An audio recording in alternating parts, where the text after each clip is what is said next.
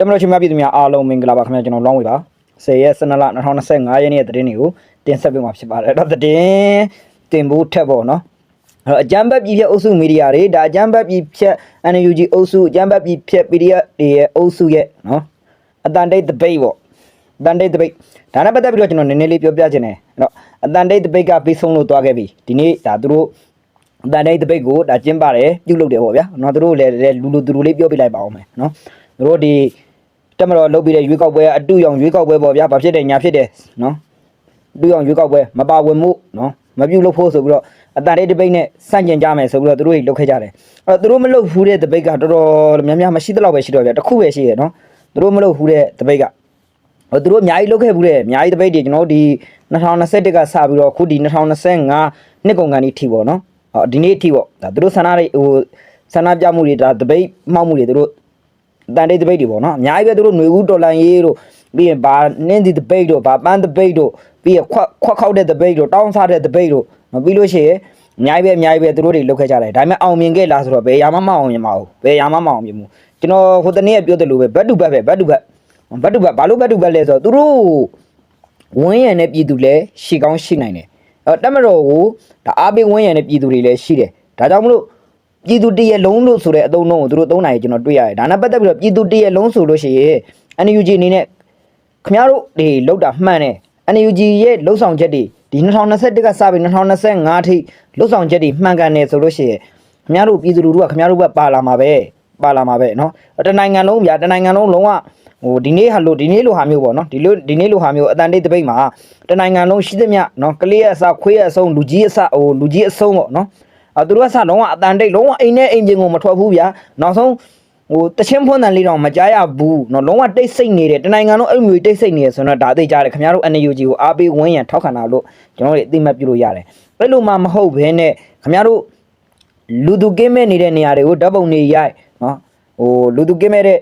လမ်းတွေကိုဓာတ်ပုံတွေရိုက်ပြီးတော့ဟာပြည်သူလူထုကဒီလိုမျိုးပူပေါင်းပါဝင်နေတို့ဘာတို့အဲ့လိုမျိုးပြောခင်ဗျားတို့ဆောက်ရှက်ရှိအောင်ဒီနေ့ဆိုကျွန်တော်တို့ခီးထွက်တယ်ဗျာခီးထွက်တဲ့အချိန်မှာခင်ဗျာလမ်းတွေမှာပိတ်ဆို့မှုကအရင်တည်းတောင်စိုးသေးတယ်လို့ကျွန်တော်ပြောလို့ရတယ်အရင်တော့ကကျွန်တော်တို့ဒီတောင်ကြီးတို့ဒီဘက်ကလောဘတ်တွေပြီးလို့ရှိရင်အစားရှိတဲ့ပေါ့နော်ဟိုဘက်မေထီလာဘတ်တွေတို့တခါပြီးရင်ဒီနေပြီးတော့သွားတဲ့လမ်းမိုင်းတွေလို့နော်အဲ့လမ်းတွေမှာဆိုလို့ရှိရင်ဗျာတော်တော်များများလူသူရှင်းတယ်ကားနည်းနည်းပါးပါးပဲရှိရဗျာဒါပေမဲ့ဒီနေ့လိုဟာမျိုးကျတော့လုံးဝခင်ဗျာမသိရင်ပဲရွဲ့ထားတယ်လို့ပဲနော်ပြည်သူလူထုကျွန်တော်တို့ကားရောင်မှာရက်ပြီးမှသွားရတာဖြစ်တယ်နော်ရက်ပြီးမှရှေ့ကကားတစ်ကြော်မှာကျွန်တော်တို့တွေကြော်တက်သွားအဲ့လိုသွားလာတာရှိတယ်ဆိုလိုချင်တာခင်ဗျားတို့ရဲ့ဟိုအတန်တိတ်တပိတ်ကအောင်မြင်ခဲ့လားတော့အနေနဲ့ကျွန်တော်မေးချင်တာခင်ဗျားတို့ကတော့အောင်မြင်ခဲ့တယ်လို့ပြောရင်ပြောမှာပေါ့ပဲအောင်မြင်တယ်လို့ခင်ဗျားတို့ကဘာကိုပြောလဲဆိုတော့ခင်ဗျားတို့ဒီမြန်မာနိုင်ငံထဲမှာရှိတယ်ခင်ဗျားတို့ကိုအားပေးဝန်းရံနေတဲ့နော်အကြမ်းဖက်ပြည်ဖြတ်အုပ်စုနော်ဝန်းရံနေတဲ့နီဘောတွေကတော့လူသူကင်းမဲ့တဲ့နေရာလေးကိုဓာတ်ပုံတစ်ပုံလောက်ရိုက်ပြတယ်ပြီးရင်ပြန်သွားတယ်အဲ့ဓာတ်ပုံလေးကိုဟို online မှာတင်လိုက်တယ်ဒါပြည်သူလူထုကပူပေါင်းပါဝင်တယ်ပေါ့လို့ခင်ဗျားတို့နောက်တစ်ခါအဲ့နေရာသွားပြန်ကြည့်အဲ့နေရာမှာလမ်းမှာလူရအပြည့်နော်ခင်ဗျားဈေးတွေမှာဆိုလဲဗျာဈေးဝယ်ချမ်းကြတယ်အပြည့်အဲ့တော့ခင်ဗျားတို့ရဲ့တပိတ်တွေကိုပြည်သူလူထုကစိတ်ဝင်စားတော့ဘာလို့စိတ်ဝင်စားလဲဆိုတော့ခင်ဗျားတို့ရဲ့လှုပ်ဆောင်ချက်တွေမှားနေခဲ့လို့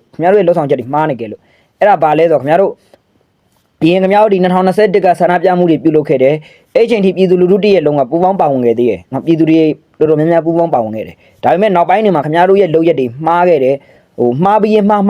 အမှားပေါ်အမှားထက်တဲ့ခင်ဗျားတို့ဒေါန်ဆန်းစုကြည်ရဲ့စောက်ကျင့်တိုင်းပဲခင်ဗျားတို့NUGလဲသွားတာဖြစ်ပါတယ်နော်ဒေါန်ဆန်းစုကြည်လည်းအမှန်တကယ်ကတော့သူကတကယ်ကောင်းပါတယ်နော်ဟိုနိုင်ငံမှာဒါဗိုလ်ချုပ်ရဲ့သမီးလည်းဖြစ်တယ်လို့ဒါသူ့ရဲ့လှုပ်ဆောင်ချက်တွေလည်းကောင်းပါတယ်သူတို့သမရကင်တဲ့အချိန်မှာခင်ဗျာပထမဦးဆုံးတစ်နှစ်ကတော့ဟုတ်မလို့လေးနဲ့တော့သွားသေးတယ်ဟုတ်မလို့နဲ့သွားသေးတယ်ဒါပေမဲ့ဒုတိယနှစ်မှာသူတို့တွေစပြီးတော့လွဲမားတဲ့အမှားတွေပြုလုပ်ခဲ့တယ်အဲ့အမှားကိုသူတို့ဖုံးကျင်သောအားကြီးပြီးတော့ဖုံးရင်နဲ့အမှားကိုအမှားတိုင်းဆက်သွားခဲ့တာအမှားကိုအမှားတိုင်းဆက်သွားခဲ့ပြီးနောက်ဆုံးသူတို့အနေနဲ့ဘယ်လောက်ထိမမှားသွားလဲဆို၄နှစ်ကျော်တဲ့အချိန်မှာသိကြတယ်သူတို့ဒီအာနာကိုသူတို့ပြန်လွှဲပေးရတော့မယ်ဆိုတဲ့အချိန်ကစပြီးတော့ဒီအာနာကိုသူတို့မလွှဲရရေးအတွက်ဒီလက်ရှိရှေ့မှာလုပ်ခဲ့တဲ့အမှားတွေကိုသူတို့ဖုံးနိုင်မှုအတွက်နောက်ထပ်9နှစ်သူတို့ဆက်လက်ပြီးတော့အုပ်ချုပ်မှရမယ်နိုင်ငံကိုဥဆောင်မှရမယ်ဆိုတဲ့အတွေးတွေဒါမဝန်သမဲနဲ့ဝင်ခဲ့တဲ့အတွေးတွေအမှားပုံအမှားဆင့်ဖုံးတဲ့အဖုံးနေနဲ့သူတို့တွေစပြီးဟိုပြုလုပ်ခဲ့တဲ့အတွက်ဒီရွေးကောက်ပွဲကိုဒါမဲမတမာမှုတွေပြုလုပ်ခဲ့တယ်ဒါမဲလိမ်မဲခိုးမှုတွေပေါ့ဗျာမဲလိမ်မဲခိုးမှုတွေနော်ဒါတွေကိုအများကြီးကျူးလွန်ခဲ့တယ်ပြီးလို့ရှိရင်ခင်ဗျားတို့ဒါပြည်သူလူထုကိုဒါ အမားပေါ့အမားဖုံးနေတဲ့အတွက်ဘာဖြစ်လဲဆိုတော့ခင်ဗျားတို့ပြောနေတဲ့ကြက်ခိုင်ကြီးကိုကျတော့9000စားကြက်ခိုင်ကြီးပါတီကိုမဲပေးတဲ့လူတွေကျတော့9000စားတယ်လို့ပြောတယ်အမှန်တကယ်ကခင်ဗျားတို့ပဲ9000စားခဲ့တာဖြစ်တယ်ခင်ဗျားတို့ကြက်ခိုင်ကြီးကနေပြီးတော့ငွေတုပ်ကြီးကင်ပြီးတော့သူတို့ပါတီကိုမဲပေးနေတဲ့sorry သူတို့ပါတီကိုဝန်းရံနေတဲ့သူတို့ရော့9000ရော့1000ဆိုပေးတဲ့ဗီဒီယိုဖိုင်ကျွန်တော်စပြီးတော့ဒီလေးလာတဲ့ဒါနိုင်ငံအကြောင်းကိုများများလေးလာတဲ့အချိန်ကစပြီးယနေ့ဒီချိန်ထိကြက်ခိုင်ကြီးနဲ့ဖွံ့ဖြိုးရေးပါတီကနေပြီးတော့ရော့9000ရော့1000ဆိုပေးတဲ့ဗီဒီယိုဖိုင်ကျွန်တော်ရှာတာမတွေ့ဘူးကျွန်တော်လည်းဒီ2014ပေါ့နော်2014တဲ့ဒီ line နဲ့ဝင်နေတဲ့အတွက်ဒါလေးလာခဲ့တယ်ဒါကျွန်တော်တွေ့ကြုံခဲ့တဲ့အတွေ့အကြုံလေးတွေရှိတယ်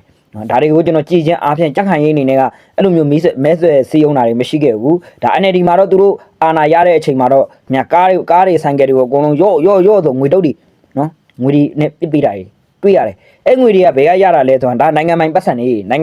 ဒေါ်စန်းစုကြည်ပိုင်ဆိုင်တဲ့ပတ်စံတွေမဟုတ်ဘူးဒါ NLD ပါတီပိုင်ဆိုင်တဲ့ပတ်စံတွေလည်းမဟုတ်ဘူးနိုင်ငံတော်ကပတ်စံတွေနိုင်ငံတော်ကဘတ်ဂျက်တွေဒါတွေနဲ့သူတို့ထုတ်သုံးပြီးတော့သူတို့ပါတီမဲနိုင်ရေးအတွက်ကိုသူတို့လုပ်တယ်နော်တကယ်တမ်းလည်းသူတို့နိုင်ပါတယ်နော်နိုင်တယ်မငင်းဆန်ဘူးဒါပေမဲ့သူတို့နိုင်ထိုက်တဲ့အနိုင်လေးနဲ့နိုင်မယ်ဒါပေမဲ့သူတို့အနေနဲ့သူတို့ရှုံးမလားဆိုတဲ့စိုးရိမ်စိတ်ကြီးပြီးတော့မဲတွေကိုတောက်လျှောက်ခိုးခဲ့တယ်ဒါကြောင့်မို့လို့မဲမတမာမှုတွေဖြစ်နေတဲ့အတွက်ဒါတမတော်ကာကွယ်ရေးဦးစီးချုပ်ကိုယ်တိုင်ဒါတွေကိုဖြည့်ရှင်းပေးဖို့ဆိုပြီးတော့ဒါတင်ပြတောင်းဆိုခဲ့တာရှိတယ်ဒါနဲ့ပတ်သက်ပြီးတော့ဒီ NLD အနေနဲ့မျက်ွယ်ပြုတ်ပြီးတော့ဒါလွတ်တော်ခေါ်တယ်မဖြစ်တဲ့မလုတ်ထိုက်တဲ့ဟာတွေလုတ်တဲ့အတွက်တမတော်အနေနဲ့အာဏာမထိန်ညင်မနဲ့ထိန်းလိုက်ရတယ်ဒါကြိုဆက်ပြီးတော့ပြပြတာပေါ့နော်အဲ့တော့ NLD အနေနဲ့NLD ပါတီအနေနဲ့ဒါဒေါ်ဆန်းစုကြည်ရဲ့ဒီဒေါ်ဆန်းစုကြည်ရဲ့စောက်ချိုးကိုဒီလက်ရှိ NLD ကျက်သွားတယ်သူတို့ရဲ့ဒီနေ့အတန်တိတ်တပိတ်ကလည်းဒါအောင်မြင်မှုမရှိခဲ့ဘူးပြည်သူလူထုကလည်းစိတ်ဝင်စားတော့ဘူးအဲ့တော့ဒီနေ့အတန်တိတ်ပိတ်ကတော့ပြီးဆုံးသွားပြီပြည်သူလူထုကလည်းတော့သူသွားလာမယ်ဟာသွားတယ်လှုပ်ထိုက်တဲ့ဟာတွေကိုသူတို့ပြည်သူလူထုကလည်းဒါလှုပ်တယ်ဘာလို့လဲဆိုတော့ဒီဟာကိုမလှုပ်ရင်ရောဘာဖြစ်လဲမလှုပ်ရင်ခမောင်းထမင်းငတ်မယ်လေတနေ့လှုပ်တနေ့စားကျွန်တော်မိဘပြည်သူတွေအနေနဲ့တရက်ထွက်ပြီးအလုံးမလှုပ်ရင်တရက်ထမင်းငတ်မယ်နောက်မှာကြောင်းတက်မယ်ခင်ဗျားတို့ရဲ့ကလေးတွေကြောင်းမှုစိတ်ရော့သွားမယ်ဒီလိုတွေရှိတယ်နော်သူကတနေ့လုံးမှတနေ့စားပြည်သူတွေရှိတယ်လို့ဒါချမ်းသာကြွယ်ဝပြီးတော့လိုက်ပြီးတော့လုပ်ငန်းတွေကိုဒါပြန်လဲကြည့်ကြက်ကိုကဲတဲ့လူတွေလည်းဒါတရားတွေကိုလုပ်တာဖြစ်ပါတယ်နော်ဒါကြောင့်ဈေးတွေမှာလည်းလူစီကားမှုရှိပါတယ်အဲ့တော့သူတို့တင်တာတွေကျွန်တော်တို့တွေ့ပါတယ်အတန်လေးတပိတ်မှာပါဝင်နေတို့ဘာတို့နော်ဒါနဲ့ပတ်သက်ပြီးတော့ဒါမြန်မာနိုင်ငံမှာရှိတဲ့နော်ပြည်သူလူထုကဒီနေ့အတန်လေးတပိတ်ကိုပူပေါင်းပါဝင်ခြင်းမရှိဘဲနဲ့သူကသူလုပ်ရမယ့်လုပ်ငန်းကိုလှုပ်ဆောင်သွားတယ်ဆိုတဲ့အကြောင်းကိုပြောပြရင်းနဲ့ဒါဒီသတင်းပုတ်ကိုတင်ဆက်ပေးခဲ့ပါတယ်နောက်တစ်ခါတော့ online ပေါ်မှာဒါဖင်ရပြီးတော့နော်အတန်လေးတပိတ်မှာပါဝင်တဲ့ပုံစံမျိုးနဲ့အိမ်ထဲမှာနေပြီးတော့လက်လေး၃ချောင်းထောင်နော်ဟိုကလုံနေတဲ့ယောက်ျားလေးတွေရောမိန်းကလေးတွေရောညာတို့ကမြန်မာနိုင်ငံထဲမှာနေတာဟိုကောင်တွေရဲ့ပြည်ပကနေခင်ဗျားတို့ကိုလှိုးစော်တာနော်ဒီကောင်တွေကိုပြည်ပမှာသွားဖမ်းလို့မရဘူးခင်ဗျားတို့ပြည်တွင်းထဲမှာနေတဲ့လူတွေကအချိန်မရွေးကောက်ပြီးတော့ရိုက်တက်ပလိုက်လို့ရတယ်ဒါကိုသိဖို့လိုတယ်ခင်ဗျာ live မှာအဲ့လက်ကလေး၃ချောင်းထောင်ပြီးတော့မဲအတန်တိတ်တပိတ်ကိုပူပေါင်းပါဝင်ပါတယ်ဟိုဘာလို့ခင်ဗျာ online မှာဖင်ရမနေနဲ့ခင်ဗျားတို့ကမြန်မာနိုင်ငံထဲမှာနေတာအဲ့လေးလည်းသတိထားအောင်ကောင်မလေးတွေရောကောင်လေးတွေရောအသက်ကြီးတဲ့သူတွေရောအသက်ငယ်တဲ့သူတွေရောမိတဲ့အချိန်ကျမှကျမမှားပါပြီမလုံးနဲ့အဲ့ချိန်ကျရင်ဒုက္ခရောက်သွားမယ်เนาะဒါလေးလည်းထည့်ပြောပေးခဲ့တယ်နောက်တစ်ခါတော့ဒီပိုးပြည်သူစစ်ဒါပိုးကိုပိုင်အုပ်ချုပ်ခွင့်ရဒေတာထဲမှာအကြမ်းဖက်၈កောင်အရှင်လက်ဖမ်းမိပါတယ်အဲ့တော့ရိုက်မတက်ကိုတော့ကျွန်တော်မိဘပြည်သူတွေရဲ့ဆုံးဖြတ်ချက်နဲ့အတူဆက်လက်ဆောင်ရွက်မှာဖြစ်ပါတယ်အဲ့တော့နိုင်ငံတော်သူတို့အပြစ်ပေးတဲ့ပေးထိုက်တဲ့အပြစ်ကိုပေးဆောင်သွားမယ်လို့တော့ကျွန်တော်ထင်ပါတယ်ဗျเนาะဒါလေးလည်းဒါကျွန်တော်ထည့်ပြောပေးခဲ့ပါတယ်အဲ့တော့ကျင်းတဲ့နေရာတွေမှာလည်းဒါတိုက်ပွဲလေးတွေအသီးသီးဖြစ်နေပါတယ်ပြီးလို့ရှိရင်ဒီလာမယ့်28ရက်နေ့ရွေးကောက်ပွဲကိုလည်းအားလုံးပူးပေါင်းပါဝင်မှုလိုပါတယ်ဒါမှကျွန်တော်တို့မြန်မာနိုင်ငံကြီးကကျန်းမာရေးပြန်ကောင်းမှာဖြစ်ပါတယ်ဒါလေးလည်းဒါထည့်ပြောပေးနေဒီနေ့သူတို့ရဲ့အတန်တိတ်တပိတ်အောင်မြင်စွာကြာရှုံးသွားကြောင်းတင်ပြရင်းနဲ့ဒီနေ့တော့ဒီလောက်ပဲတင်ဆက်ပေးလိုက်ပါ